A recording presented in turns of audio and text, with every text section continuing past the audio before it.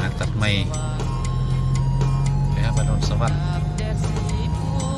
สวัสดิ์สนคามมาเลย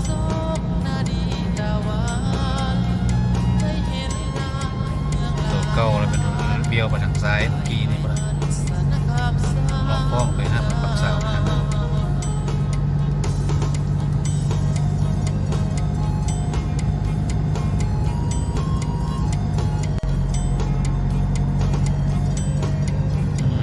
แคบนิดนึงแต่ก็ยังดีกว่าแลนทางญี่ปุ่น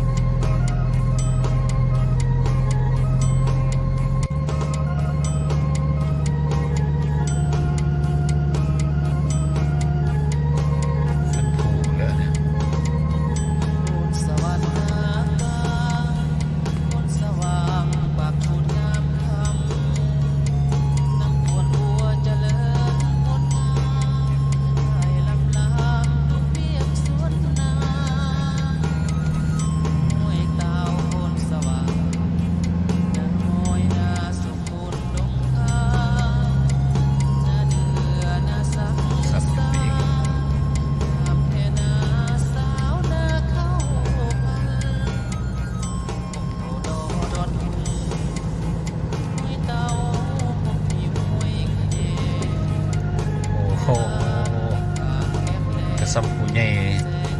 ตอนนั้นพุทธศาสนา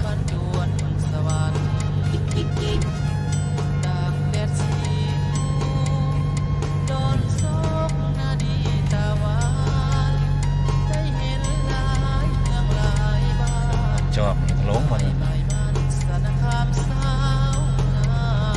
โอ้โหที่ดับยอดเนาะสู้เม็ดสิเนี่ยเอาตอนทำบาดเทพแล้วกับป่านนี้ละมาฮอตจอมเหมือนแล้วที่ลงไว้มาเนี่ย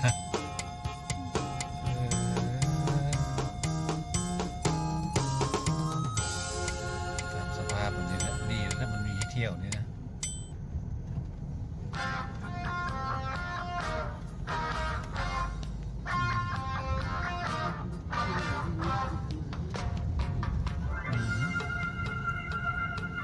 จากมาดีเด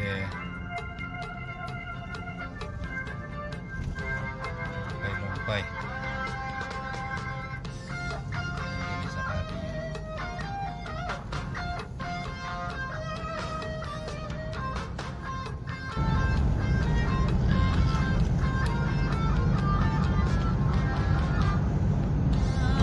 มาฮอตเที่ยงนี่แล้วก็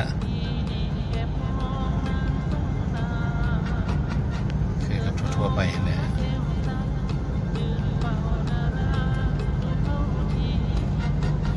ทันแล้วก็เป็นสิ่งอะไร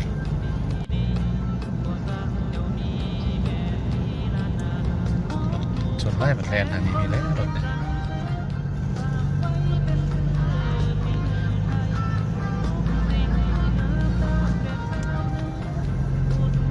ถนนสวัสดิ์อะไรนี่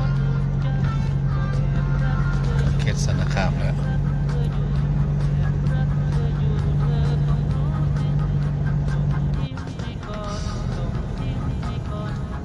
ไปไหว้ก็ซื้อไปเลย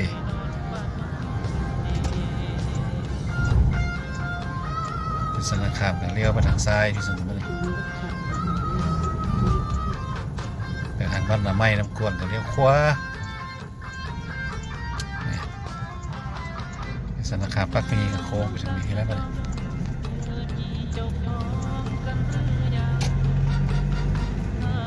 สนคาม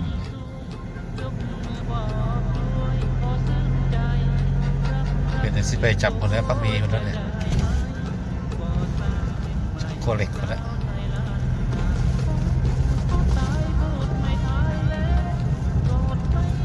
โอ้อันนี้ตัวเก่าอยู่เนาะมันจะเห็ดทุกที่เนี่ย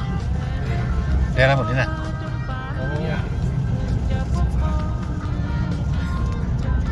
เป็นอย่างดีสักนะ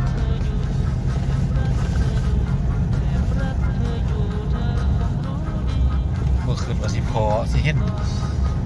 ทางเลยนี่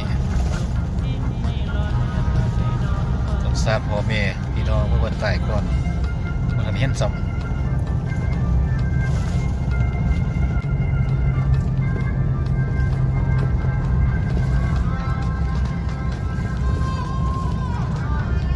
เป็นบ้านปงนะเนี่ย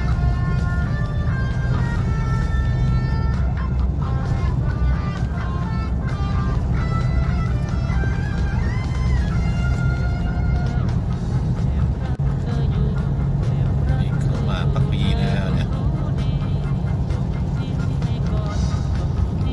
ก็โอเคอยู่มันไม่เปลี่ยน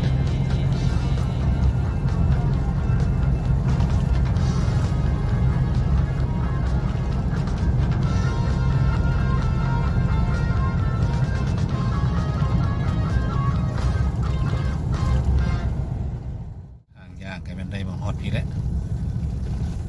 เบิ่งดูสิฮอตสิได้แท้เลี้ยวขวาเลยมันไปสันนาคามเลี้ยวซ้ายแล้วไปมันปักมีเก่าเอ้ามันคือว่าเลี้ยวไปทางนั้นเมื่อกี้เนี่ยโอ้ฮอตนี้ฮอตบ้านทานอำนวยนี่นี่อำนวยนั่นทางเก่ากันแบบนี้โอเคดาว122สี่เหลี่ยมแล้วก็โทรหลักเก่านะ11วะฮะ บ่เห็นสมองเงาหมดก็อย่างเงี้ย